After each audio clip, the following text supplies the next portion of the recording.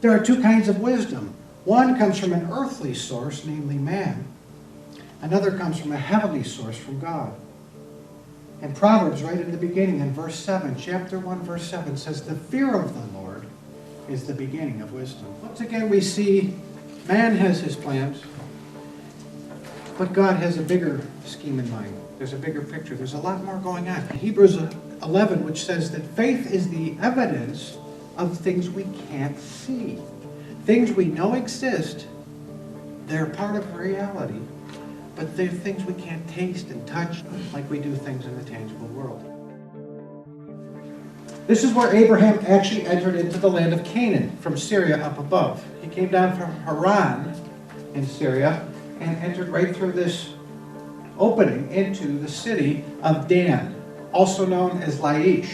It was originally called Laish, but the Danites, there's one of the 12 tribes of Israel, went into that territory and conquered it, and then renamed Laish Dan.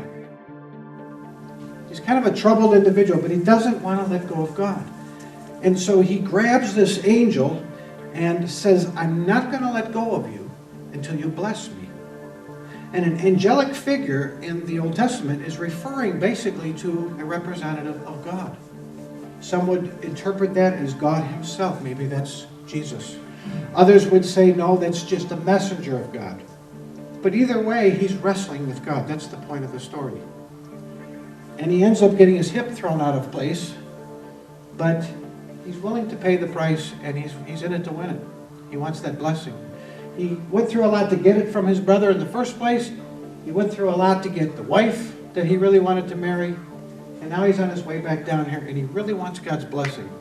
But one of the problems in his way is he's got a brother living down in Edom, south and a little bit east of the Dead Sea. And they're not on speaking terms. So somehow he sends word to his brother and says, "I'm on my way back. He must have known the coast is clear, but he's not sure about it. And he wants to have a family reunion." There's a whole other narrative taking place, invisible to most of us. And you've got to be tuned into God to see it. And so people like Joseph, we look at with hindsight, and we realize that God's providence was at work in his life. And that God had a plan that prevailed, even though his brothers tried to get rid of him. The divine providence protected him. And the tables did turn, and his dream did come true. And he was ruler over his brothers in the end. But not in the sense that they were thinking like this is going to be a drag, but in a positive sense, because they were going to die living in the land of Canaan if they couldn't get their food. Not only did they get to come into the land of Goshen and have access to food, but they lived well because of the connections that Joseph had with Pharaoh. And Pharaoh allowed him to take good care of his family, treat them like treasured guests. Kings were thought of as shepherds. That was true in Babylon, that was true in Egypt at a certain point, obviously in Israel. So the shepherd is an image of the person that leads the nation. He's supposed to be looking out for the sheep. And one of the interesting things about shepherds is they're not your top-down, type A, heavy-duty management style personalities. They're more uplifting, supportive, encouraging. They have a different style of leadership than what we think of the typical leader to be today. But I think it's interesting that when you go way back in history, that the motif that was used for those that were in leadership leading the nation was that of a shepherd who gently leads and who looks out for the well-being of his sheep.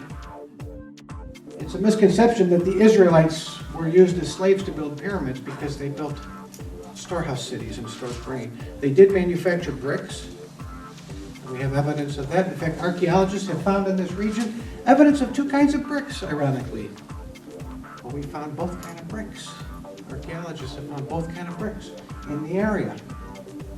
Things that make you want to say, In 2 Samuel 7, a very important chapter, we learn about the Davidic covenant. And basically what that is that God promises David that there will always be a descendant of his on the throne in Judah.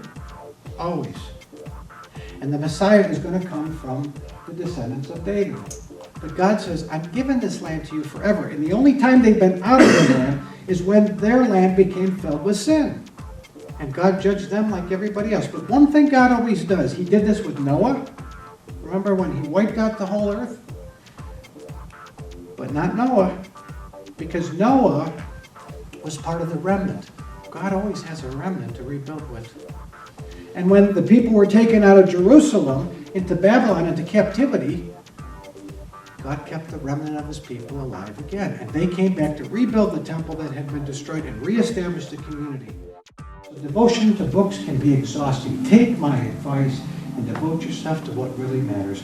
Fear God and keep his commandments. That's the bottom line when it comes to life. And that concludes our tour and our journey. I hope you enjoyed it.